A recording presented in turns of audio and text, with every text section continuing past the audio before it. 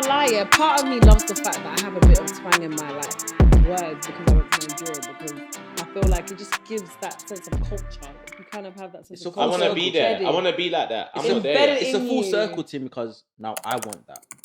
You know what I mean? And that's what it is. I feel like as you get older, you realize, oh my gosh, when I have kids and they're trying to ask me about the culture and they're trying to understand the culture. Tell me you're from England. What am I trying to say? I'm going to be saying killer fair or like of silly words. Of course. Do you know what I mean? But even like now, I'm trying to learn like the language more, which is actually the reason why I went back this year, because I was like, do you know what? As an artist, outside of obviously like just loving my culture, as an artist, I need that influence.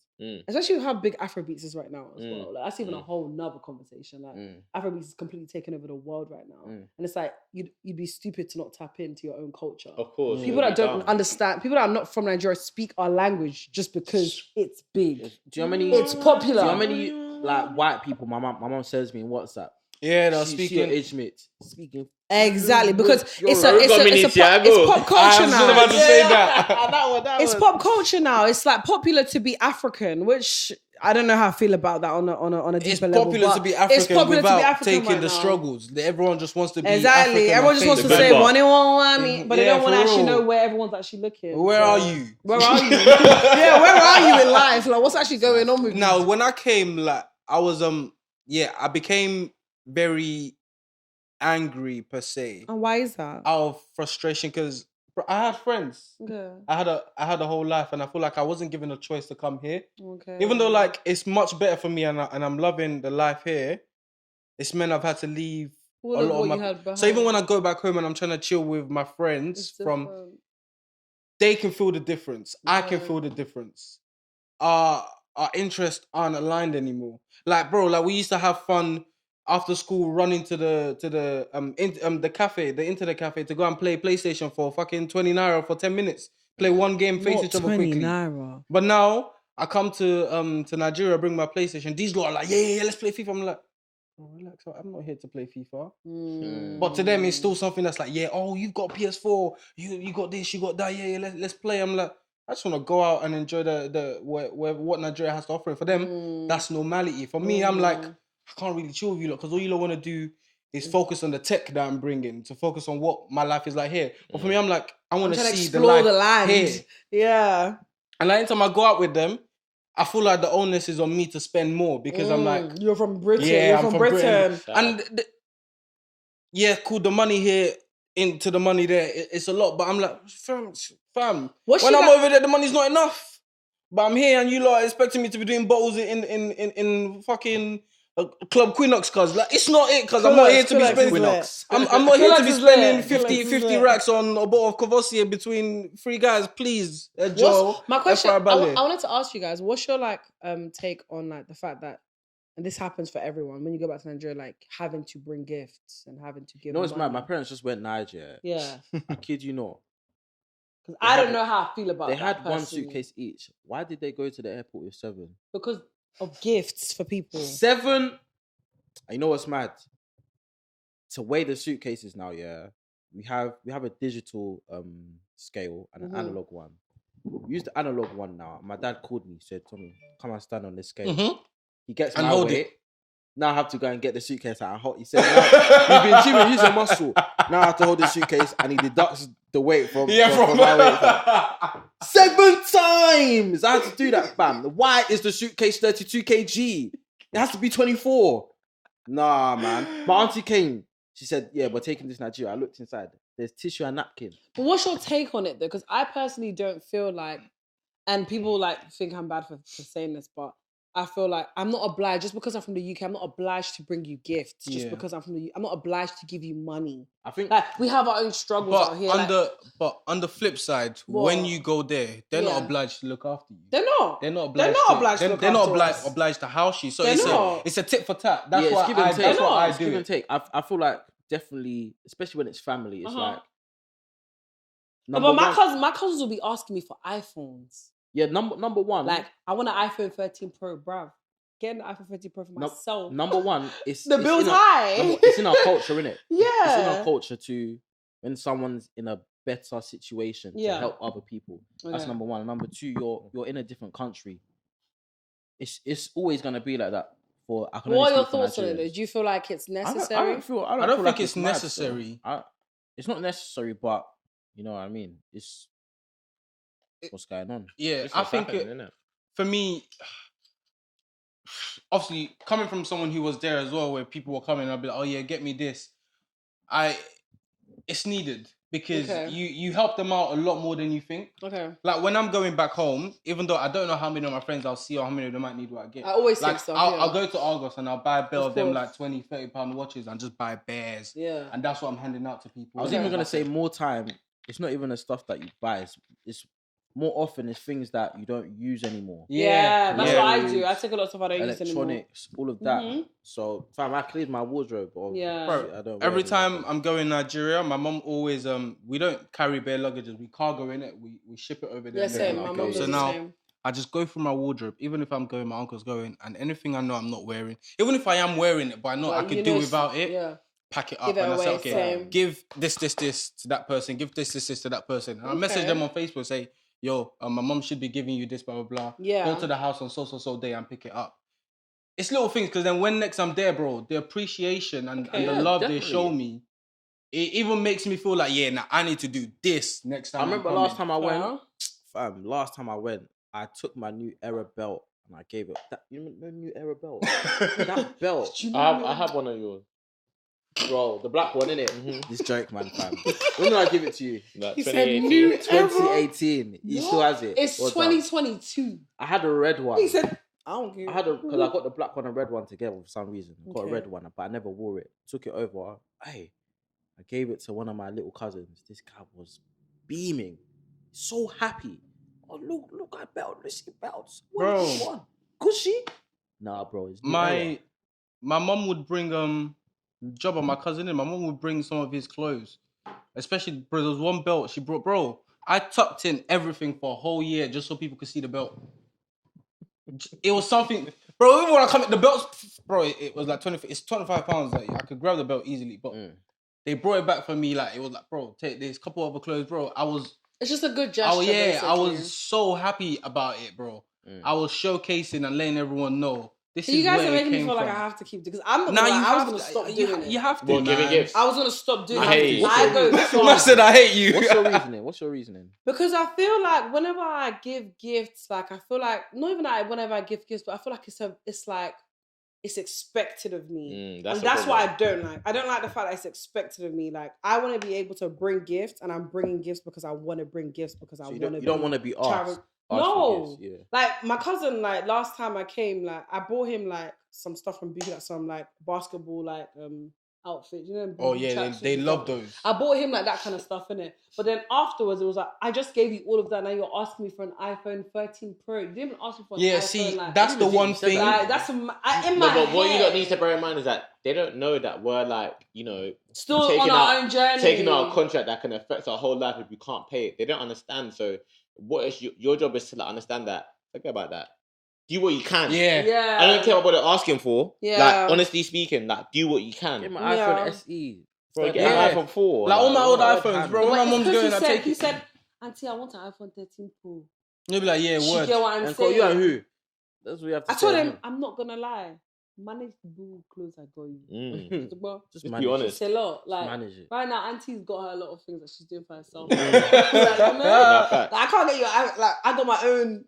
That's why. Yeah, that's why I feel for my parents. Like I feel like sometimes I get mad and I'm like I could give my mum like what £500 in a month. Yeah. But then I'm overhearing convos and she's like giving like my uncle like £600. Yeah. And it's like, what? But why? Then I understand the significance that people from abroad look at London with. And it's like, but at the same time, I can't lie.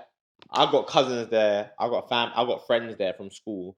And it's like, no, I'm not doing that. Especially with our parents' generation. It's going to stop with us and it's going to completely probably stop with our kids, isn't it? No, definitely. Especially our parents' generation. I feel like we do that. I think just even like from hearing what you guys' thoughts on it, I feel like it is important to embed that into our children though, because it's important to like tap into helping others that are going through. No, of course. You know, it's godly, innit? In general, like 100%. Yeah, definitely. But what I wanted to ask you guys is, so you spoke about Mary, Esther. I'm going to ask Kamz first. How so?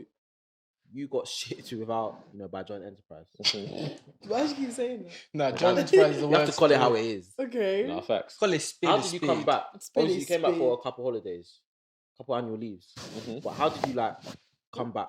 Your homecoming. How did that come about? You know what's so funny? I love the way you said homecoming because when I came back, I'm gonna go forward and come back. Yeah. I've told you the story so many times. When I came back on Facebook, I was like, I'm back. And I'm home. I'm never going back. And I posted a link for P Diddy and Skylar Grey coming home. And I was like, I'm back. I'm coming home. Let the rain. Hello. Copyright. But I posted that now, and everyone was like, damn. And my mum was like, delete that post on Facebook. Not your mom. Why are you making it seem like he was in prison? Get that post gone. But honestly speaking, I was meant to do 3 years. I was meant to do the whole of junior secondary school. But I came back after year 8. Why? Because apparently I was young in it, but apparently my dad was like, "Whoa, like, what's going on with?" Shout out Pops, man. Shout out. Apparently, I don't know if it's true. Pops. My Pops was like, apparently, like, yo, I don't know what's going on. Like, Moving like Harvey from yeah, Six, bro. why is he there? And my mom was like, she had to bring him back because they were asking questions like, yo, like, where's your son? You know, can we still have him down to be going to school? Is he still a citizen? So she had to bring him back abruptly. So yeah, that's my thing. Fair enough. Esther? What's the question? The shots are kicking in it. They are. I'm actually a bit. What Can't were the lie, I've had a circumstances? bit too much of that lasso. I'm gonna allow you. What were the circumstances around you coming back to the UK? So shout out to Mary. Mary was very involved in helping me connect to my mom because we weren't allowed phones in our boarding school. Is this a prison? It's a prison. It is, bro. You got phones, bro. Boarding school is prison. And I'm telling you, I was sneaking out to go and buy suya. She had to sneak me in packs of Indomie. Indomie was luxury at that point in my life. Indomie was contraband. That's what they called it. There was a list of contraband. Man said Indomie and was chicken contraband. was on mine. If you got Indomie, you was living on cloud 10, not even cloud 9, cloud 10. Bro. Indomie dry, bro. Yeah. Dry. No, but I wasn't having dry Indomie. Not me, but people. So wait, you open this packet. No. They had their own. They had. There's a different type of Indomie that you can scrunch up. Do you remember those stoves? Where there's those handy stoves and they got the fire. Yeah, and that's how you make your kerosene. Kerosene. No, cat. It was the kerosene cookers. That is great memory. Cat, that's good memory because I forgot about that. Kerosene. The struggle. Oh my Bro. God. Toby, don't be coming from. You're gonna go back to Nigeria. You're gonna see yourself. People. I don't think before we even move on though. I feel like see Nigerian cornflakes is so different to cornflakes here. I love it. What brand did you have? that blue one. What's that thing called? I had Good Morning. It was Good a white Morn. packet. Good Morn. That's some. Golden Morn. Golden Morn is Is that a shot? I don't know. Golden Morn. It's Golden not Morn. cornflakes. It's more like Cerelac. It's like Cerelac. Yeah, it's like Cerelac. That's struggle. I hear this quickly, yeah. So I was in Nigeria 3 years ago, and Kamz was like to me, "Yeah, bro, I'm gonna need you to bring me some cornflakes." Yeah, he said, "Get me what? It was Good Morning, innit? Yeah. Good Morning cornflakes." And in my head, You're gonna take a shot because it's not that. no, it's Golden Morn. there's two Fire There's Good Morning cornflakes, the one with the little chicken on it. Oh, Yeah, sorry. And then there's Sorry. Golden Morn, which is the blue one, which is maize, innit? Yeah. Golden Morn. And I was in my head like I just went to the shop and I just bought bare Golden Morn and I was like, "Yeah, Kamz, I brought you back 3 packs of Golden Morn." This thing was like, I said Good Morning cornflakes. I was like, "Nah, bro, I got it." I was like, "Bro, cornflakes! I'm still eating them till today." What the hell is all of this, Jackie? Bro, I got what the hell am I I'll gonna tell you do this this? now. 2022, Kamzo, Camille. I have no business with Golden Morn, bro. Yeah, 100% no I'm business. We're leveling up, man. Disgusting. No, I got no business. Golden Morn is the ghetto, man. Golden If Morn is the ghetto. my office I rather in Gary the morning and- for and- breakfast, and granola. Facts. open my drawer in the morning when I'm feeling a bit low. Golden Morn is there, bro. 2 packs. Man. Ready. Golden Bowl. Morn is dead, man. What is it like? Cornflakes? It's No, like nah. It's oats. it's like Yeah, dead. it's It's like oats, dead bro. Weetabix. I got a spare pack, bro. I'll give it to you. That's off. You give it to who? Bro, I Weetabix, promise you, that's off. Weetabix is I promise No. you, you will love it. You give it to who? You will love it. Do you know what though? You might like it for like the first 4 or 5. It's not something you eat every After day, that, though. It you'll isn't. get tired. You'll think this is bullshit. It's a once in a while thing, bro. It's like Wee-Bits last night. Okay, it's not like Weetabix. It's year, like bro. ready. It's like Ready ready oats, Ready oats. but like it's like Nigerian version. Nigerian version. Dirty. It's not my food you're calling dirty, bro. Not I'll flog you. dirty. You better go to the corner and stool down, cuz. Back to what I was saying about Go on. Mary. Mary. She was obviously like in charge of my particular division of what do you call it? Of the boarding school at the time. And she would like sneak me an Indomie. My mum would send like clothes and stuff for me to like wear, just take pictures in her room and stuff, just to feel like I'm back like in London. Like, I got sent books and like provisions like out. Like obviously because in Nigeria you don't have like the UK snacks. So like I would like get some Oreos and just stuff that just reminds me of home. Do you know what I mean? Like that was a time where the prince got married to Kate. Yeah. So like they would send me like the magazines of like the updates of what's going on. Stop. Your mum is cheeky. You're laughing. Nah, sorry. You're laughing. See what's mad? You know what I hate? You're laughing, but I'm angry. Told me. Because that's so I didn't cheeky. have that. I went, oh. No, I'm angry because I envy you right now. Oh, I thought he was angry like for me because I was upset. Man said, I'm envying you. You're under punishment. However, talk about we're still gonna make sure you're updated with the life you're leaving behind. I was eating all Walker's Man is crisps. so down in the mud that she wants to hear about Kate and Prince William. I did. And do you know what's mad? Mary, just because I'm diverting, sorry. Mary, basically, long story short, at the time I had like a little like sneaky link. In Nigeria? No, in London. Oh, I was gonna say. And she would basically let me call him on her phone. Damn. So like I was getting like the insides. I was getting to talk to my guy. I was getting to like eat Indomie. You ever FaceTime him? I did. And he was like FaceTime him in your 2010. Were you wearing a hat? No. Not like that. That's what Gaff was saying. That's what No. He said I promise you, look at Gaff. That's what he was about. I'm not looking at you. I'm looking at you. That's what you said with your Bro, mouth. that's someone that's here in the UK. Because I'm sure he's not used to it. It's you. Because he did not say anything. It's you that open your mouth. But you know what though? See what Mary's done? She's done the right thing. Because see when you bust in the future, when you actually bust. She DMs me. Shout out to Mary. She DMs me. You're Like, never going to forget her. Yeah. No, she DMs me all the time. Like, she's like, Esther, like, you're a celeb now. What's going on? That's like, it. But I ain't going to say too much because I'm on live in it. But what I will say is shout out to Mary because she made a phone call basically when Boko Haram hit because they were going to come and invade our school because they were near our area. Mm-hmm. She was like, look, your daughter's going to get... Yeah, taken. She's going to get taken. So you need to collect her. So shout out to Boko Haram. Also, because if Boko Haram didn't happen, I would not be back in London right now. Hey, I would not be No. She's on her. She's so by herself right now. No. Sorry. Let me land. Quickly. Let me land. We're not shouting anything. Let me land. I'm not shouting out to Boko Haram, but I mean, like, if Boko Haram did not happen, I would still be in line. No. Ladies and gentlemen, the views of Esther and Esther alone.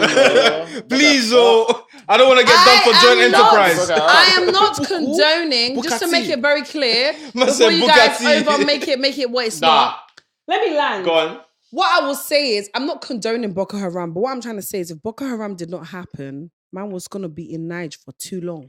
Do you understand? She basically said, shout out to 9/11 because I missed work that day. if I went to work that day, I would have done what I wanted to do. Hey, if you don't want about, I was going to get all I'll say is, ladies and gentlemen, if this is our last visual, fair enough. Just enjoy it, innit? First and last. Words are powerful, guys. This will not be the last. This is the first of millions to come in Jesus' name. Amen. But please don't take us off the air. We gotta get controversial, man. No way. So Mary made that phone call to your mum. She used to talk to my mum regularly. Okay. But How often? But this is the thing. My mum would like buy her like nice shoes and bags. And she was sweet in her. Do you understand? She was sweet in Mary. So Mary was ready. She was like, "What? Esther's my girl. I gotta hold her down." Do you understand? There was a time where because obviously it was a Catholic school. There was nuns everywhere. So there was a time where the nuns came into her room and I had to hide under her dirty bed. Why did you have to hide? Because you wasn't meant to be there. No? I'm not meant to be hanging out with what? Also, you're headmaster. I'm not meant to be cool with What her. would happen if you got caught? What are you doing here? I'm gonna get flogged. Yeah, It's a serious flogging. It's given 12 years a slave. You know those? Facts. Have you seen those flogs? Those beige Koboko. sticks. Koboko, yeah. Those Oh, beige I know sticks. the sticks you're talking about. The cane. Let's just The call it cane. cane. Yeah, the cane. I used to get caned out of my bed sometimes because I was sleeping for too long. It's not a joke. Same. It's not funny. What, like power? Wake up, nigga. Yeah, Bro. yeah. You sound over, nigga. Yeah, like you're sleeping for too long. That's it. You can't sleep face up, otherwise you're You getting out can't. of your You're getting chest. back. I used to sleep like this. Bro, yeah. Just in case I oversleep. Just in case. Man had to tuck a roll, bro. Man had to just tuck a roll. Sometimes, Man said you can't sleep bro, face up. No, you can't. You're gonna get. I'm gonna be honest cane in here, your because face. I used to get in so much bro. trouble, bro. I'd leave my pillow on that side, so that way they think my upper body's there, bro. Period. Like this. Just so if and they the do legs hit me, in. it's hitting my legs still. Man's fine, bro. 100%. Nah, you 100%. oversleep, you're in 100%. trouble. And do you know They're what's laughing, but it's not funny. It's not funny. It's trauma. We can only laugh now. If It I wasn't get trauma for me back then, because that was my bread and butter. But If- Well, I got some questions. So looking back at it, it's crazy. finish still. up how. guys, did you cane? I got caned. Yes, I did get caned. So book her around. I got flogged. Go on, bro. No, Boko Haram basically it was a thing, and then she called my mum and was like, you need to come and get your girl still, because she's gonna get kidnapped, and because she's the only British one here, she's gonna be. Come for you first. She's gonna Find me the you book girl. Find me the police. Talk. What is your name? My name is Sikiras. We did hit jackpot too. Sikiras, my logo. We did hit jackpot. They hit jackpot. Nah, That's it, listen, Sikiras. Nigeria, you gotta fight for your life when you're out there. No cap, you gotta fight for your life. The seniors, they were coming for me left, right, center every day. They were like, "So you think you're big because you're from London now? You think because you're a Londoner?" That was my name, Londoner, bro. Londoner. To get out of trouble. That was my nickname. Londoner. As far as them man Yeah. in my boarding school were concerned, my dad was in the army. Anytime they wanted to beat me up, don't you know my dad is in the army? He's gonna come and flog all of you. Like, please, I'm telling you, I'm looking out for you. Bro, they didn't care. My dad never came. The whole time I was in that school, my dad never came. They only ever saw my grandma, cuz. They even beat me even more, cuz. Because I was lying. Do you know what was mad though? Like, I really just on a more serious note. Like, what was really bad about boarding school that I was mad. Like, two things. So Sorry, before you get there. yeah. So book her out. Mary called your mom. Book her out and come in. What? Your mum brought you home. I'm actually deep. This is actually my life I'm talking about. This is very. Your mum brought you home, yeah. So basically, my mom she told on her friend. My mom was crying and she was like, "Oh, I need my daughter back." I got brought back to London, and I was back from there. I moved schools. I moved to Crownwoods. Shout out to Crownwoods. Free Esther. I left BBA, and I became. I'm not gonna lie. I feel like going to Crownwoods. If I'm gonna be honest, it really changed my perspective on life. Yeah, you had bare beef with all the I girls. was in a whole different place because obviously BBA was near home, and I was around familiar faces, whereas I was in a whole new environment there. But that aside, the two things I was talking about. Let me just introduce. No, go. Seriously. I feel like you're going to answer my question. So my next question is, how did your experience in Nigeria change your perspective on life, negatively or positively? Okay, so negatively, I'll start with negative just to get out of the way. Fair enough. There was a girl, and I will never forget her. Her name is Maris. She's got a really bad disability. I don't know what the disability is, but she can't walk or talk properly. And she went to my school, and she really liked me in it. She was she always wanted to be around me and stuff. And what had happened to her was her family dropped her there because in Nigeria, I don't know if you've heard, but when people are disabled, people say it's it's witchcraft and stuff. So they disown their kids, bad karma, or they leave their kids at lakes and stuff. So it's real lakes. Yeah, they will leave the child at a Well, lake. that was a lot. They still do that. Yeah. They still do that. Some people still do that. It's Not as much as they used to, but they still do that on a high scale. I'm not gonna lie to you. there's now a lot of institutions that treat. There is, but a lot of people still do it regardless. Do you know what I'm trying to say? And that's just me shedding light on that. But outside of that, that lady Maris was left at the school because her parents obviously thought she was a witch and stuff. They left her there.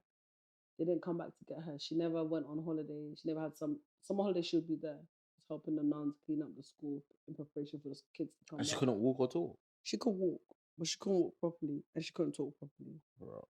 Yeah, and she had really bad eyesight. Her name's Maris, and meeting her made me realize, wow, like this is a whole different world. Because in London, I feel like they go out of their way to really help people that have disabilities. Like people that have disabilities in the UK, there's like so much put in place for them to feel comfortable and to feel like they're okay and they're normal, because they are normal human beings. They just have obviously their own, you know, experiences and stuff that are different from the norm of a normal human being. Not a normal human being, but someone that hasn't got a disability. Yeah? I need to edit that to make it sound right. But yeah. You articulate it yourself. Yeah, but what I'm trying to say is, long story short, is meeting her made me realize, wow, like, I can't imagine my parents just leaving me somewhere and just not ever coming to come and get me because they feel like I'm a witch. A witch. I come out your bloody womb. I came out your vagina, and you don't want to look after That's me. crazy. And from there, I know that's obviously on a whole nother scale, but meeting that Maris, and I still remember her name, Maris, is because she was such a happy girl. She was full of so much life. Like, we used to listen to a lot of music in school, like everyone like doing drums on the table, like that type of vibe. She was so like enthusiastic about life, but in my head I was like, damn, she's really going through it. But she puts a brave face because that's the only thing she can do to keep herself above water. And that was when I deeped. I was like, wow, it's a whole other life people living in Nigeria. So it opened my eyes and made me realize, wow, I have so much to be grateful for back home. So that's on the bad side. But then on the good side, even though that's obviously also good, on the good side, music. Wizkid was coming out when I went to Nigeria. His first project, Superstar, came out. Swear. Superstar with a Ray-Ban. Hey. That was the first I ever heard of Wizkid when I was in boarding school. So for me, that was a moment. I was like, who is this guy? And you see me, Jabba, like it was a thing. Do you know? Everyone was singing it in the campus. I was like, rah, who's Wizkid? And then look at Wizkid today. Do you know what I mean? So I think there's so many different ways I was influenced by the experience, but musically, I was like so inspired because out there they listen to a lot of commercial music. I didn't realize, I guess me being ignorant, I thought they only listened to Afrobeats before I went there. Then when I was out there listening to Nicki Minaj and Lady Gaga, and I was like, everyone's like in tune. Obviously, I love music, so that was kind of my way to connect with people out there outside of the drama. But Wizkid, being in Nigeria when Wizkid first landed felt like a moment for me. I can imagine. I remember in primary school when Soulja Boy came out, from everybody. It was mad, and you could see. I didn't know Wizkid would be who he is today, but you could see from that, just Superstar, the Ray-Bans, the Bakuruma, all of them songs. You could see, damn, Nigeria's going through like a shift, and it just felt nice to be around. No, fair enough. Kamz, what are you telling me? Positive and negative. Yeah. Probably positive. Like Esther said, grateful. Allow me to just understand what I've got. Place more significance on stuff that I'm used to, like just electric, like clean roads and electric. Like at the time, obviously not like now because everyone's got money now. But traffic, the food I'm eating, having people that I can talk to accessibly, like internet and that. Because when I went to Nigeria, like Wi-Fi and internet weren't a thing like that. Like, see, when we was on Wi-Fi, they were still on dial-in when it was like you can't use the house phone at the same time. But on the negative, it's I'm laughing at me too. But on the negative side, I didn't have DSTV. Sorry, bro. Go on. Shout out to DSTV. I had Go TV, so it's a ghetto. But on the negative side, it's more like, what could I say? I feel like just feeling like you're accountable for everybody. Like in Nigeria, like, you can't walk on a humble street and feel like you don't have to, like, you owe somebody. You owe someone something, and it's like in the UK right now, really and truly, you only owe, like, not to be vulgar, but like, you know, a homeless person, you know, you might have to give them £1 or £2. But in Nigeria, like, from a homeless person to the person selling you food to your family to your driver, your headmaster, your friend, you're actually accountable. Because I'm from the UK, I am actually accountable for all of these people. And it's like, that's mad because I'm going to come to the UK and feel like, Jman, Esther, tell me, anything nice you do for me, I owe you back. Yeah. And that's not how life is. You might be doing this because you might be doing this for a good reason. You might be doing it for gratitude because you want to. But being from Nigeria, you almost feel like nobody's real. Everything that's done for you, you have to pay them back. You have to pay them back. 100%. So and that's a negative from it, to be honest. Yeah, I feel that. I agree with that. All right, cool. So anyway, with me, my negative was my experiences there and what I experienced coming here made Even me. so you're negative, yeah. It needs to be without the hindsight of you being in the UK. Oh, so what? My negative fresh from coming? Without looking back on it now? Yeah. My negative was did you have family in the UK at the time? You were all in Nigeria. I wasn't close with my other family at the time, like my cousins and that. Like I wasn't close with them. Mm-hmm. That's a negative of that, because obviously, like being in Nigeria, like when I first came, it wasn't more their fault. It was more my mentality coming. Like obviously in Nigeria, when they're coming, they're bringing stuff. You're bare excited about it. I always felt the persona that they always felt they were better than me. I'm better than my family, and almost like looking down on us type of thing. So that kind of created a rift between us. And it also made me very stubborn and angry when I first came, because I've now come into this country, obviously from Nigeria, and it's like, I gotta be that. I gotta be like independent. I gotta make sure like no one's giving me, I'm not in Nigeria where they're gonna be giving me handouts when they come and all of this stuff, which made me very angry towards a lot of people. Okay. Like I got in a lot of fights during school. Like I was having one-to-ones with Miss Dai, like anger management, all of this stuff. Like, was it anger management in Nigeria, bro? Like, so like when I was here, so it was more like frustration, because like I felt like I couldn't ask for help because you're not in Nigeria anymore. No one's entitled to help. You're not like in your normal territory. Yeah, I'm not in my normal territory. It felt almost like like an out of place, like out of character experience. I was like, okay, I can't ask this, I can't say that, I can't do this, I can't do that. So what can I do? I felt very lost for like a good at least 2 years. Yeah. So it was only like in year 9 when I now started feeling comfortable enough to be able to talk to guys like Tommy, talk to guys like Bugs, talk to all the other black people, and like even for a long period. It's the purple blazer, bro. That purple blazer. Even for a long period, you I felt like I was like Ribena squad. Do you remember the Ribena thing? I remember and polos, the polos. Do you guys remember polos? No. Even like for a long period, like even like Scaff, I was just like chilling with all the white people, just so I could feel extra comfortable. Because I'm thinking, cool, there's black people here, I'm black too. The white people are the ones who I don't see the most. There's black people in Nigeria. You lot don't faze me. It's the white people who I'm like, oh, rah, you lot skin are really like that. And do you know what's mad that you say that? Like when I went to Nigeria recently and I came back to London, I was like, so many Igbo people. Because you don't deep it until you go back. Because you're like, when you go into Nigeria, the billboard, it's black people. The adverts, it's black people. Everything is so inclusive.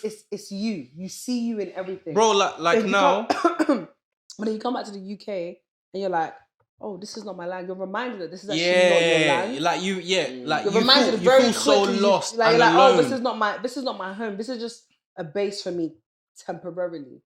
And I think for me, that's actually where my like excitement for wanting to build a house in Nigeria comes from. I don't want to stay there. I want to go there often enough and have a base there, because I feel like I don't know how to explain it. You're just accepted. I know you just feel like you belong. You feel home and you're not even home. I know what you mean, because my dad he's had a project over like the past 10 years. So we've probably got about three 12-block flats. Ooh. Shout out to Tommy's dad. Shout out him, the man. OG of OGs. I love that. You find it? Yeah, my role model, man. Shout out him. So even speaking on what you just said, Jman, from my perspective, not me per se, but Nigeria diaspora. Diaspora. Serious, isn't it? I thought you were trying to. I get scared. Tell me. No, we're applauding the lingo still. No, I felt that. But I co-signed as well. I said I was like. I was, but I co-signed. I do my research, man. No. Come on, man. Coming from us now is like. No. I don't want to speak from too much hindsight, but when we come across a fresh person, it's like, look at this guy. Yeah, he's like, He's just af. Yeah. But there's no thinking behind it.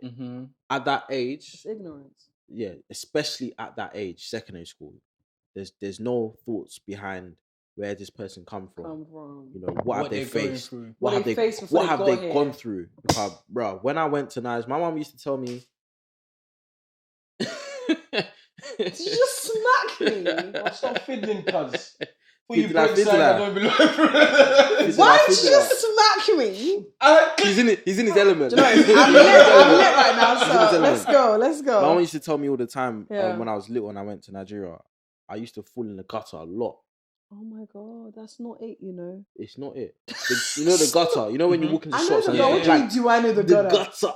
What was you doing? They'll carry me. I don't know what I was on. You was moving mad. I don't know what I was on, innit? You was moving mad. I don't know what I was on. But just things like that, like you don't know what kind of environments and what man have gone through to now get to here.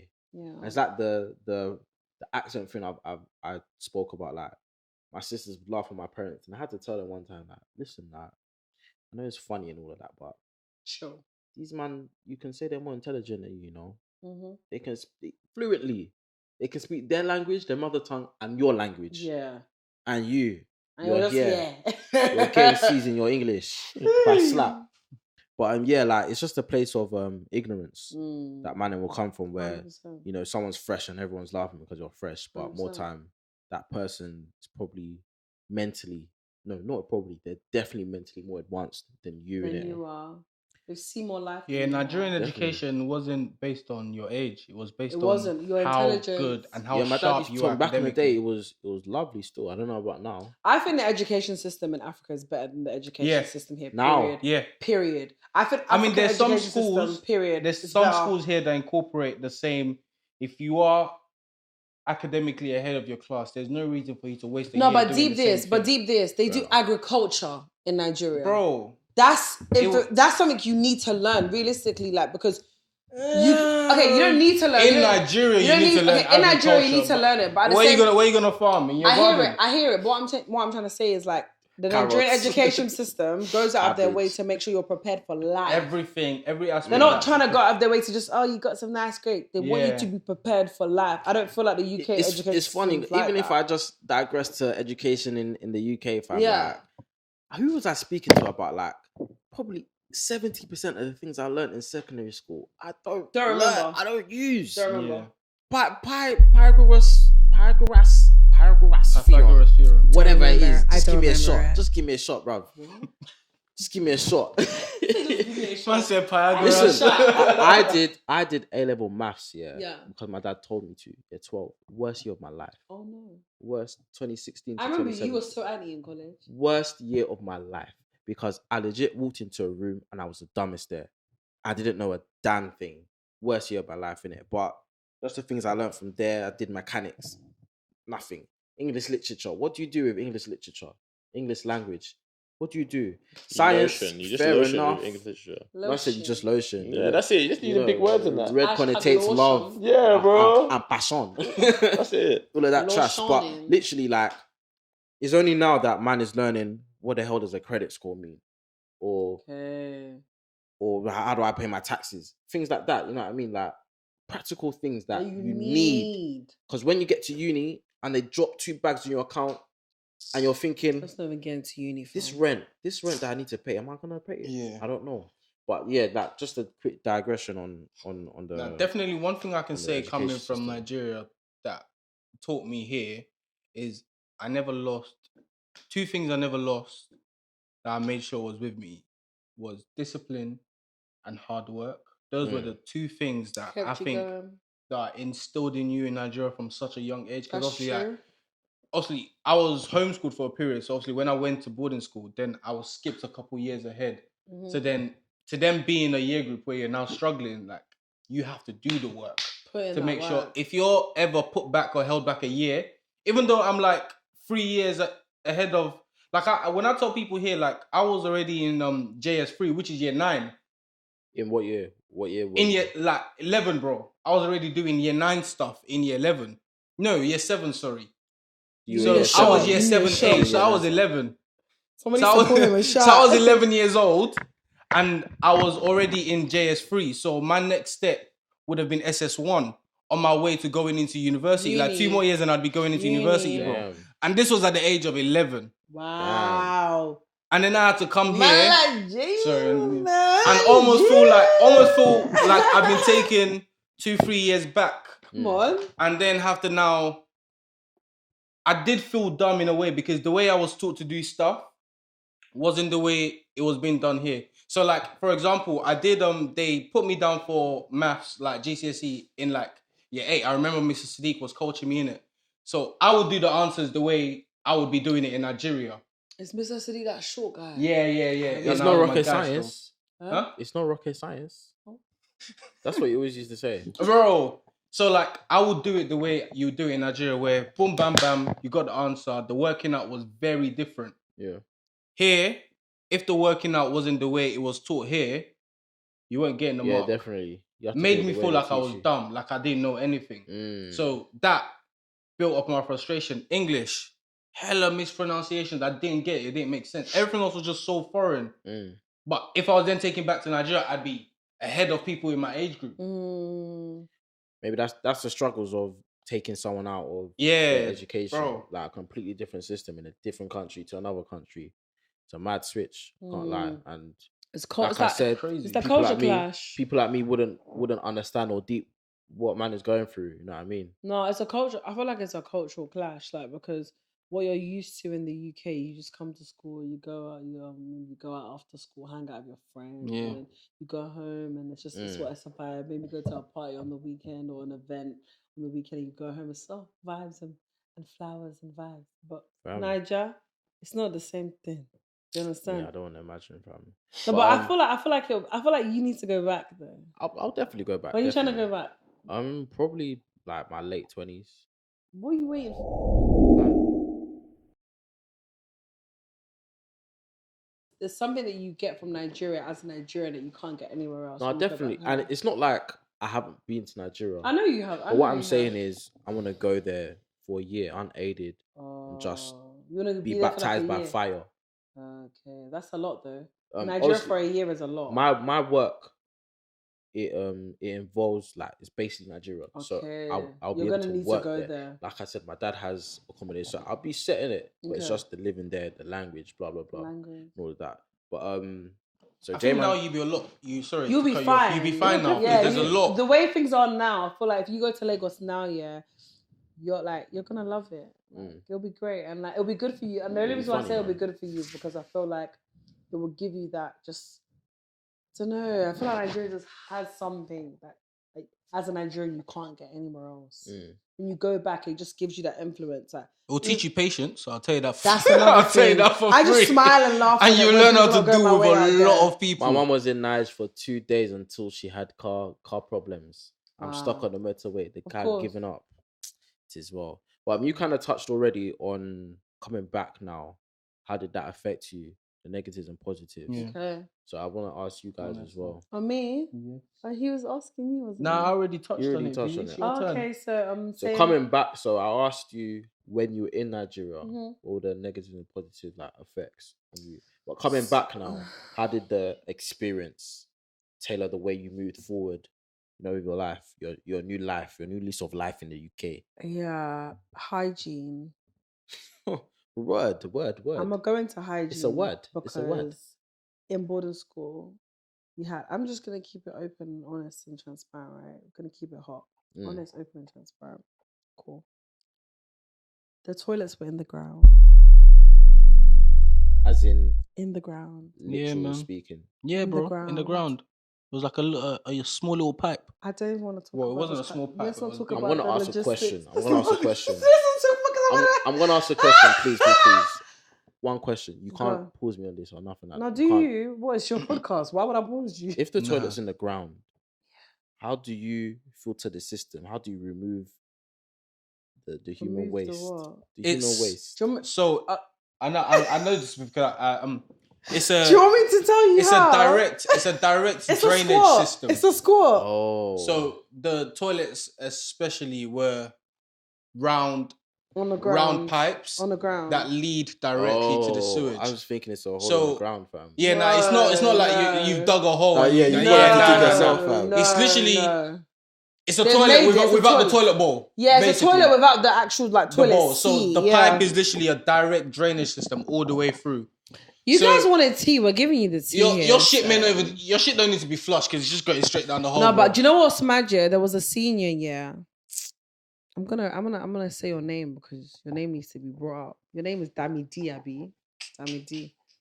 Yeah. It's cool. I've changed. I'm not the same, am I? It's all right. What I'm gonna say is, this girl, yeah, she somehow convinced the head of nuns that I was doing a mad thing or I wasn't complying to their rules somehow. She was like, yeah, Esther's gonna need to have to clean one of the toilets with a toothbrush. And I said, huh? Wahala day.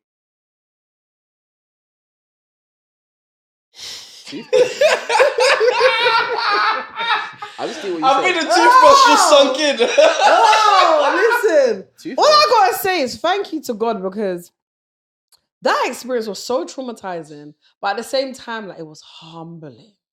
Because I said, I thought I was a big girl, definitely Stan. I thought I was somebody on ends, innit? And then I went back to Nige and they really showed me Pepe. They showed me Pepe in that place, you know. And you know what it is? I'm not gonna lie to you, yeah.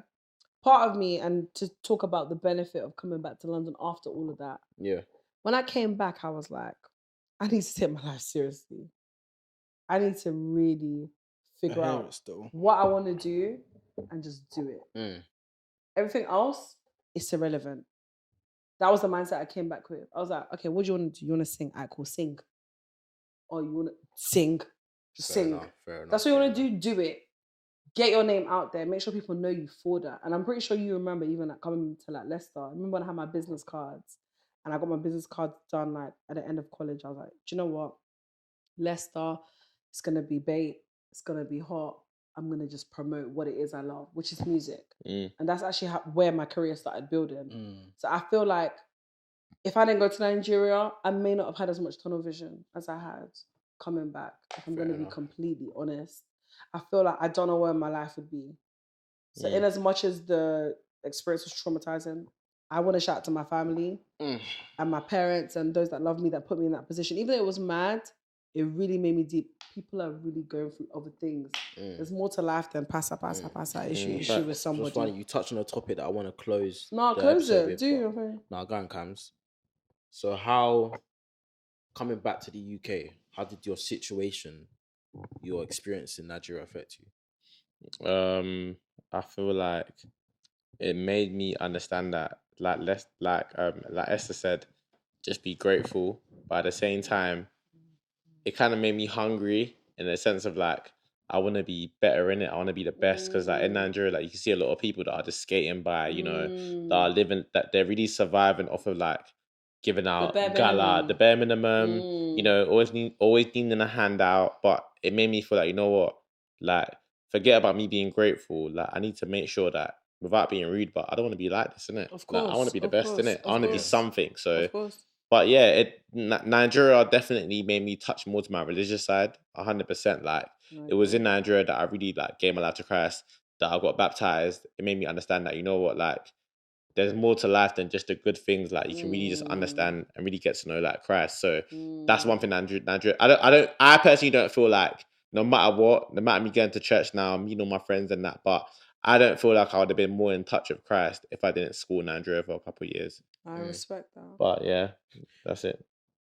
How many years were you there for again? I was there for 2 years. I done a 4-year sentence. I done 2. I just need reminders, you know. Yeah, man. How was it though? Like 2 years? Because I was in there for a couple months. Like I feel like 2 years was like, I feel like the hardest part of the 2 years was the fact that I came back in 2010, year 7 summer holiday, and going back. I feel like that was harder than the initial part of going, because it's like you've done your sentence and you come back for home visits.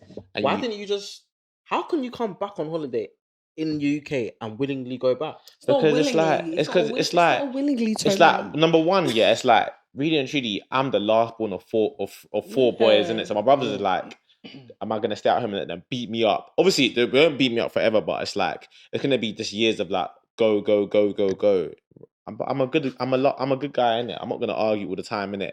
And secondly, it's like let's be real. Like I've made friends there. Like I've built a life there. Like, do you get me? And it's like, for example, I'm going to Nigeria, God willing, by next month, and some of the friends that I made in Nigeria, almost like 13 years ago, are coming to my granddad's burial. They've got material from my mum and that. So it's like I've really built friendships there. So it's like I almost want to go back, kinda. Because you've built a life. Yeah, I'm used to it. Do you know what I mean? The trauma that we all face in different ways was short lasting. Yeah. And it spiraled on to be something very beautiful and character building in a way. Like, if I personally think if I never left Nigeria to come here, I wouldn't be this confident person that I am now. I wouldn't be this hardworking. We thank God for that. Definitely. And I feel like if I also just stayed there as well, Lord knows what I'd probably be selling gala in traffic. You wouldn't be. God forbid. Oh my God. Once again, like, you'd be a barrister, bro. Amen. I'm not gonna say because that's what I want to do right now, but I hear it. But like, period. Once again, on the flip side, you don't know what could be, but now I'm here. I'm focused on what's here, and what Nigeria is really giving me more than anything. Like, everyone's literally said it, a go-get attitude. Because you see what's going on there and you're like, nah, this is not what I want. I want to be in a better position so that way I can at least help the people I know in this situation. And that's mad, because now in contrast to me, I never had that. And I feel like I've coasted through important stages of my life. Not to say it's a bad thing. I was always in top set. Like, I wasn't dumb. I was always in top set, but I can't say I ever really applied myself 100%. Fully, the way you could have. Fully. I was just coasting. Whereas, if I had your mentality, it would be a lot different. 100%. It definitely does play a part. Like, I remember, like, my first term in Nigeria, year 7, first term. Obviously, we had 3 terms, innit? Yeah. Mm-hmm. So first term, I remember we done positions, innit? So in my class, there was 18 of us, and my position was 11. Like, I finished 11th out of 18. Yeah, so people. they rank you according to everyone in your class. They don't play. It's not, you see the UK. I hear it, though. No. You see the Nice UK. You about see if it. you was like 19 out of 19, they'll be like, oh, you just need extra studies. But see, in support Nigeria, you bro, after you're school. the worst. Like, so I feel like in Nigeria, when I done all of that now, It's a league. It's a league. Sorry, if you're like bottom 5, you get relegated to basically repeat the year, bro. So If you keep doing it, bro. So I finished 11 out of 18, and my granddad was like, God bless his soul, he was like, you're finishing, nah, bro. Like, this Christmas holiday, like, you're revising. You're gonna make sure when you come back, you're doing your damn thing. Like, because in Nigeria, let's keep it a butt. Like, in 2009, there weren't like Snapchat, there weren't Twitter, so it was like being cool at the time was either A, being the best at football, or B, being smart.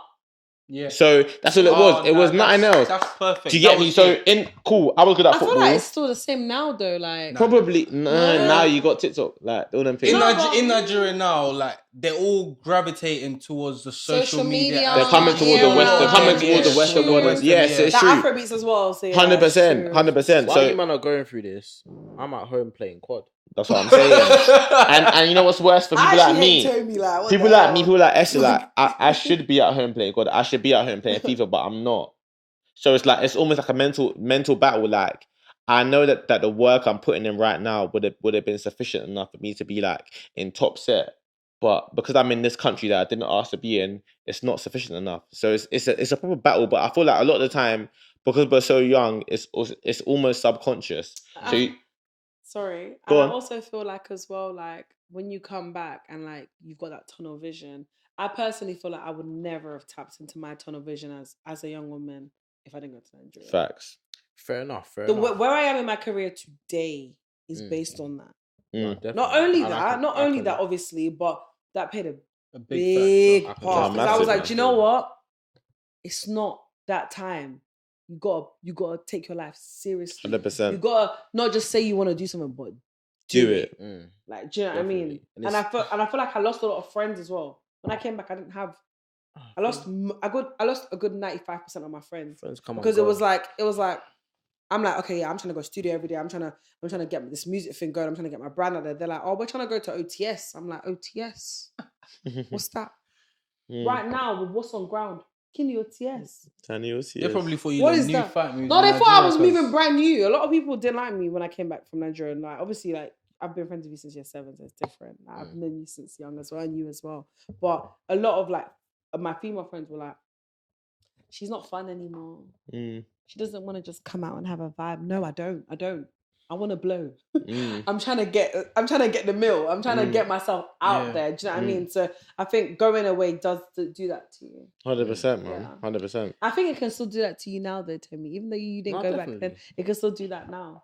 No, Because definitely. I can imagine you going to Nigeria I don't know why I can see it. I can see you going to Nigeria and being so inspired when you come back. All your experiences, they influence me in it, even though I haven't been there. Yeah. It will, man. And then added to, you know, who I am right now at this age, going there, definitely, that's the whole reason I want to go, just immerse myself in the culture. But before we wrap up, I got one last topic. So after everything you said, do you believe that the practice of shipping your kids for one reason or the other is outdated? No. Yes. No. Yeah. I think it depends how. I think it depends how. I think the way I got shipped, no. But actually, I can't really talk. I never got shipped. So no, you guys take the floor. I personally feel like the way I got shipped was rude, innit? Like, because I got told I was going to a wedding. So it's rude, innit? But I think if I'm informing you and I'm giving you like a real breakdown of why this is going to be good for you, even if you hate me for now, you're going to like me later because you're going to understand why I've taken you back home. Even that breakdown can make you have an epiphany. It can. Yeah. It can. Wow. That's what I was going to say. There's so much more to life than just where you're at. Where you are. Don't worry, we got one more shot for you. Go I was gonna say, Jman. like, I was gonna say, like, with my kids, like, if it's, God forbid, if it ever comes to a situation where I feel like Nigeria will benefit them, I'm going to tell you, I'm gonna be like, bro, you continue on this path, like, you'll find yourself in Nigeria living, like, full stop. But you see, I feel like I want to take my kids without. So that way you know where you're going to end up if you continue. And if you don't have that epiphany I expect you to have, you will experience the life. Like, give or take. Do you want me to be honest with you, though? I want to take my kids to Nigeria outside of them being naughty. Naughty, yeah. I want to take them back, even if like they're good, the goodest youths. I want to take them back just for that cultural discipline, to understand the importance of understanding your motherland. I see Kamz disagrees. You disagree? Mm-hmm. I disagree. There's different reasons, like, isn't it? Just before you tell me why you disagree, yeah. The reason why I feel like it's good is because even just simply being in a car in traffic in Nigeria will teach you a lot. Will humble you, man. Because you see kids your age, kids younger than you selling. You will see auntie. That's the same age as my niece. You're saying auntie. You're speaking in full sentences just because you are suffering. We don't get to understand that level of suffering here because in as much as we see homeless people, and we're disconnected from it in the UK. We just give you £1, £2. Keep it stepping. No, 100%. But Nigeria is in your face. You can see that poverty. The poverty is screaming at you. So you have to be alert to it. Listen. I just want my kids to know that. Of to course, understand what that is. 100% get what you're saying. Ideally, I do understand why a lot of parents do take their kids abroad because it's like, you know what, you personally feel like you can't offer the lifestyle that you would wish to give to your child.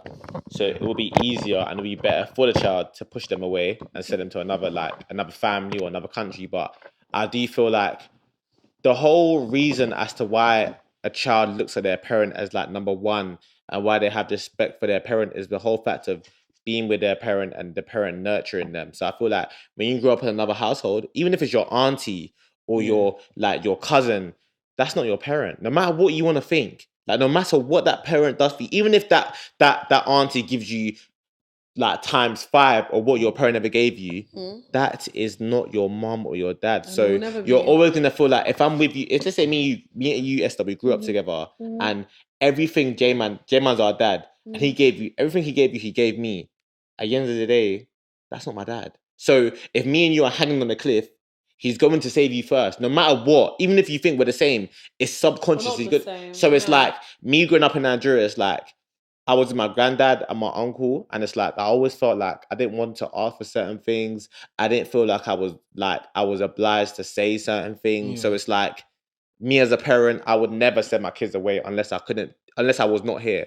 Even if I could send you to, let's say you're my sister and you could provide for them ×5 to the amount I could, I'm not sending you there. Because... But what do you think about the cultural influence? Because there's only so much you can learn about your culture from another country. I understand, but I feel like what it means is that as a parent, you need to go extra harder. That's all it means, because I feel like I have friends that I've got from the UK that don't understand Yoruba to the level that I do. And I feel like I'm being so honest. People always say you're capping, but I feel like I'm being so honest. The level that I understand Yoruba at, I promise you, going to Nigeria only probably paid about 10%. I'm being so honest. Like, the Yoruba that I learned was from my parents in the UK because everything they said to me was in Yoruba. The food I ate was Nigerian food. Like, they didn't raise me in that Western culture. It was like Nigeria, like, on the forefront. I think my parents tried to do Western vibes. No, they didn't get that. I actually agree. You might have swayed me because I agree with because my parents leaving me with my grandma made me dislike them in a way where I felt like I was disconnected from my family. Like, yeah, cool. There was no video call like back then. So it was one of those ones where it was literally just when they call, I say hi to my mom. And I felt like I was talking to a stranger when I was talking to my mom, talking to my dad, even talking to my older sister. Like, I was like, I didn't really have much to talk to them about. I don't really know what she looked like anymore. I don't know what any of them looked like. And for them to just come back and then spring a little brother on me that I didn't really... That's crazy. And obviously, you can probably see resemblance of that relationship between me and Timothy where, like, when Daniela's asking me for this, I'm like, that's Daniela. But then Timothy, I'm a bit like, I don't know you, what the hell do you want? Bro, that's facts, bro. So, like... Go on. So, like, from that point of view, I agree because, I resented them for a very long period because I went from living with them to them just dumping me off with my grandma and just only speaking to them. And it's not rude to say dumb because I feel like right now, bro, like, you probably hear me on Discord, but you might hear me, I'll be on Discord and you just hear my mum call me. And my mum was like, you don't even call me.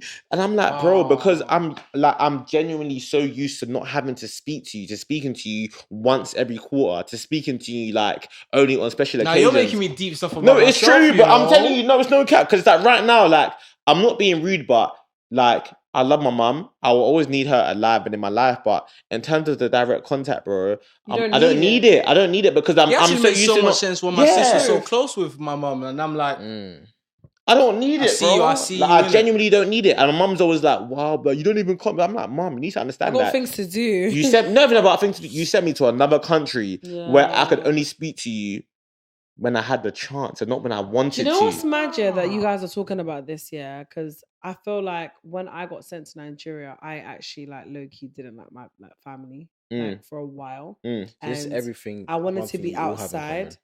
And let me tell you the reason why. The reason why was because everyone really played a whole game. In the charade. Like even like on the day my brother called me to his room, he was like, I need to chat to you. By the way, by this point, all I knew was I'm going to a wedding.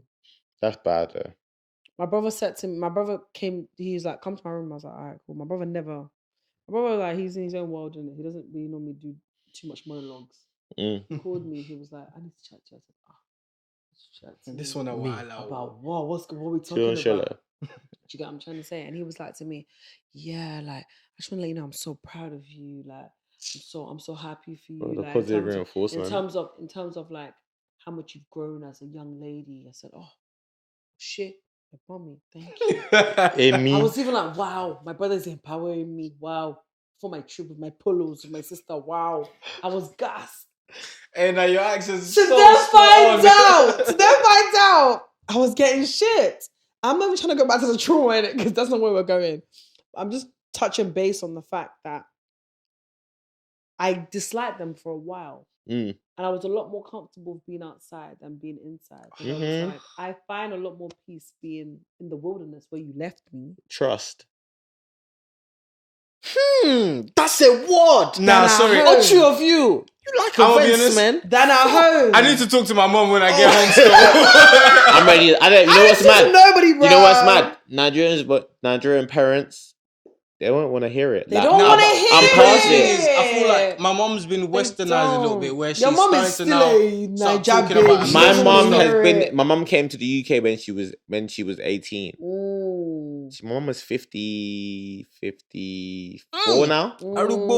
She's like, she came time ago. It's mad but it's pride. It's pride. I'm not sorry to cut you, but it's pride, isn't it? What I'm saying to her, she's not going to want to accept it. The only person that will understand who has passed away now is my granddad, because he will get it, because he will understand what I'm saying. Like, he'll be like, you know what, Camille, I hear you, but put God first, innit? Trying to understand where she's coming from, and I do 100% get it. She wants to give me the best life that she can. She wants to make me number one. Are you the last born? I'm the last born too. Can you imagine as well, like when I was leaving, my mom was crying. So was I. I didn't know. My mom was crying, but I didn't know why she was crying. You know, she was like, my daughter is going. You're thinking, what's going back, on? bro. I'm just going to a wedding. Like, relax, calm down. Do you get me? You know what was mad? I don't want to talk to you because I know we're wrapping up, but what was mad for my mum was the fact that when I went, cool, she dropped me now, but when I came back in year 7 summer holiday, and I've come back with all the Nigerian tendencies, like washing my plate as soon as I finish, washing your clothes, cleaning the bath. Good morning, ma. Good afternoon, sir. Like going to bed on time. I'm just going to praying. When she saw all of those tendencies that I didn't have before, and she now seen that in the real life, which is making her life easier to now send back your last child. It was that was harder for her. So the second time was harder than the initial part of sending me. Yeah, 100%. It was harder. She saw how you had implemented the culture into yourself and how you had made sure it added value to your personality. Last thing I want to ask is, you've all seen the changes that being taken back home has done to you. And do you still feel like I don't want to say give your own kids that opportunity, but you still feel like it's a good idea to not do that to your own kids? For me, I want my kids to go back to Nige. Even if it's in a nicer way. What do you want to do out there? I will fund everything you want to do out there. I just need you to go back home. I need you to understand that. I understand that. I need you to understand that the government out there don't care enough about your health to close the gutters. That's a reality some people are living. I need you to understand that. Not because you're going to go through that in London, but because your cousins are going to go through that. Your uncles are going to go through that. Your aunties are going to go through that. Bottom line, your people. Innit? Your people are going to go through that. Just empathy. You need to be able to relate to them on that level. To be able to understand where they're coming from. Because if not, you're going to... What you said about you coming to London and then hating or like being angry. Yeah. You was angry because they couldn't relate level with you. Yeah. If they don't go back, they will never be able to level with you. And so for me, that's where my inspiration for wanting to take my kids back. But it may not be in the same traumatic way. It may not be like a terrible school to shave your head, all of that stuff. Do you know what I mean? It may be in a lighter way, but I just need you to go back. To send a picture. For me, that's just me though. Don't forget. I hear you. I get you. I get you. Go on. Don't forget to send a picture. Oh shit! I need to see that though. I've got a picture on lock. It's on my favorites. No, it's on my windowsill. Like I just keep it there. So you always wanted a therapy session from me, and I think this was it. Still, no, I've seen this guy. But yeah, his chest has been. No, I mean, randomly on Discord, I just start pouring. My mom will call me like, and I'll go on mute. And I'll come back, I'm just angry. I'm just like, what's so angry for? Yeah, it's made me actually face a lot of stuff that I thought was just me being me, innit? Like, nah, but it's not. Like, I don't... It's rare for... Like, when I go on, like, a trip, let's say I go see the missus for, like, a couple of days, or I go somewhere or go on holiday, and I call my mum, even she's shocked that I've called her when I'm not at home. Because if I'm not at home, you don't see my brake light, like she says, like, once I leave the house, that's it. It's done. You won't see me until I'm back in the house. You're not hearing from me. And I think it's that independence that 100%. They forced me to have. You forced me. It's your fault. But like, so I'll be honest. Blame me now. Do you know why you bust? It's because I feel like you're not the last born. Yeah. So I feel like for me, people like Esther, it's like my mum and like remember this is the last push. So my mum, she felt like she's given me everything she's got left. There was no other like choice. My mum took me. I know for sure. I will never. And the only reason why my mum's my mum, but why I still place her with high significance is the fact that I know that she done certain things that she didn't do for my brothers, for me in it. But I still feel like for just to reiterate is like sending your child abroad, whether it's Nigeria, which is like wherever the cultural side, America, it's the easy way out. Yeah, you can go harder and take extra precautions to make sure your child still gets that cultural upbringing. Because I know we're closing, but can I just quickly add, like we've been closing for 20 minutes. I was about to say that. I know we're closing. Just quickly, what I want to say is I'm not a parent, innit? So I don't know what it means to be a parent. But I don't know why, as I've been getting older, maybe like in the last 4 or 5 months, I've been thinking it's actually not easy to like actually have like ownership over a whole nother human being. Being a parent must be a lot. Like there's a lot of subconscious emotions you feel without even trying to feel them because it's just your child, innit? So it's like we have to like cut them a bit of slack, just a little bit. In a sense of like really it's hard, but at the same time, like can they really tap into everything? They're still learning themselves. 100%. And from where they're coming from as well, they're not even like it's not as if they were all born here and they've like had the westernized way to like learn life. They're figuring it out on the go as well. My mom used to walk around the village with no shoes. My mom has her own mortgage, has 3 graduates under her belt now. Do you understand what I'm trying to say? It's like they're coming from a whole nother. Yeah. To all of us, both parent and children, we're both still learning. We're all learning. And the one thing that I would say is like the African and Nigerian pride doesn't allow open communication. It really doesn't. And I think that's what kills a lot of relationships, especially family. Because I'm here opening up on the pod and realizing shit about myself that I know if I go home, I'm going to tell my mum. But can I ask you a question? She won't get it. Have you gone out of your way to break that barrier down? Because I had to make sure I did. I went out of my way to make sure I sat both my dad and my mom down. I'm like, look. Yeah, see, that's the thing. Yeah. There hasn't always been open communication in my house. Okay. But I feel like as especially me, because having both backgrounds, especially because my sister didn't really have much of the Nigerian background, but me having both backgrounds, I was able to then have both worlds and then be able to break barriers. Like now, I'm telling my mom, like, when something's happening with my relative and she's dealing with it the wrong way, I'm like, you didn't need to do that. This is how you should have done it instead. So now we're starting to actually have open conversation where she's actually listening to me. But because I'm closed off emotionally because of everything I've gone through and the independence that I've been forced to build, I'm still not comfortable enough to open how I really, really feel about the experiences that she's put me through. So you don't feel like you've overcome it yet? So I don't feel like I'm comfortable enough to talk about it with her. Okay. But I feel like I'm open enough to have this chat and let people know. But when it comes to the actual perpetrator itself, it's respect, I can't say. It's respect, innit? I'll be honest, I wouldn't feel so comfortable to come to any of you lot and this is the last thing I'm saying before we wrap this up. I wouldn't feel comfortable to come to any of you lot to tell you something like your wrongdoing that easily. Yeah. Unless it affects like me. Yeah. Like I wouldn't feel comfortable, even if it does affect me, I wouldn't feel comfortable to say, oh, Jman, bro, like you're doing this or telling me you're doing that, because I don't want to like. So imagine your parent that gave birth to you, that's put a lot of money into like. No, but you also need to be very, very like. For me personally, I feel like I'm nearly 25. I've established a career for myself. I'm still your child, but I need my own boundaries.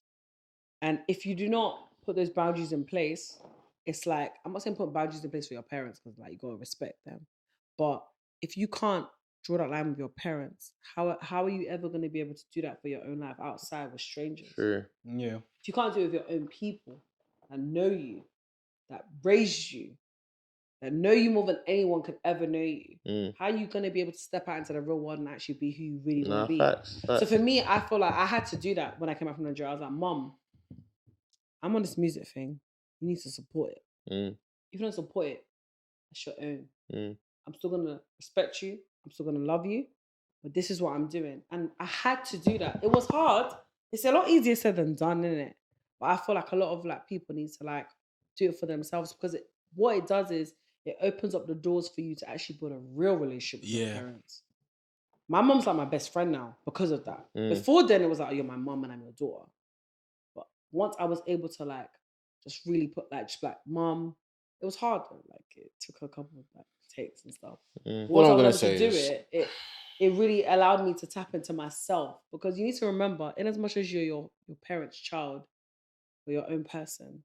And you have your own life you're gonna live. You're gonna get married. You're gonna have kids. You're gonna start businesses. You're gonna explore your career. If you do not tap into that fully, your parents, what makes you think you're gonna be able to do outside of strangers? All I can say is to the three of you, think about it. You're so silly. You're dumb.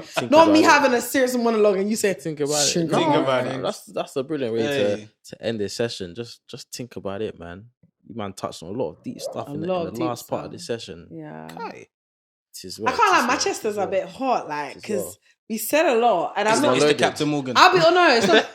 Stop being silly. I'll be honest though. I'm really happy that we had this conversation, because I don't feel like people have enough conversations about this stuff. Like what you said about the documentary. Yeah. I feel like that needs to happen. Anyway, you two are next in line to blow. So when you lot do, make sure you remember me. Let them know. We'll do it. Yeah. Tell them to come get me. All of us together. I was about to say my full addy. Not the full address. But yes, my people. Oh, wow. What a session. We've come to the end of our session. first visual session. Please just give me a virtual. Woo! You want to pick up Kamz. Unruly Podcast is the best podcast. God, yay! Thank you. Wanna big up Kamz, wanna big up This Esther. is why you feed your guests drinks, cuz. That's it. No, this is not about drinks. Unruly Podcast, they be spitting some real gems, innit? So you lot need to tap in. 4 years strong, man. Period. I You lot need to tap in, and it's about to get madder and bigger. 4 So you bloody need to years, tap 4 in. bloody It's you, Adra Agba. 100%. Yeah, I just want to and shout. me? I want to shout Kamz. Appreciate you, brother. Original member. Appreciate you coming on our first visuals, being a part of history. Esther, appreciate you as well, man. Good luck in the music as always. I'm gonna give you guys a chance to, shout out your socials, anything you're doing. Yeah, man. Just look out for me. Just dropping more content. Getting everything done.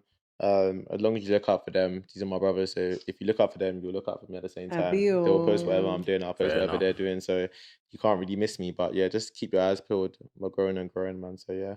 Sure. Exactly. And I'm Esther Durin, here with Unruly, and I'm very happy to be here, very excited to be here. And you guys just need to make sure you're tapped in. Esther Durin everywhere, socials, streaming platforms, everywhere. So yeah. Shot.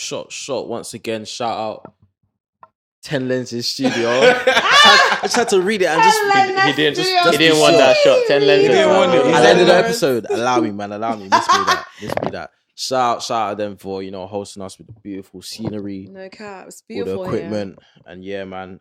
Just to reiterate, we do release weekly now. If you haven't understood that by now, You're slipping. I don't know what's going on. Every Monday, You are 8 a.m. when you're slipping. standing at the station on your way to work, That's you can it. start listening to Unruly. You guys were getting onto We are us. there. We've released on Monday for a month. You haven't said anything. This is well, man. Hello. It's not your fault. It's our fault. For real. But yeah, man. It's your boy Gaff. And last but not least, it's your boy Jman, aka Oshi Live and Direct. Thank you very much for listening. We're out.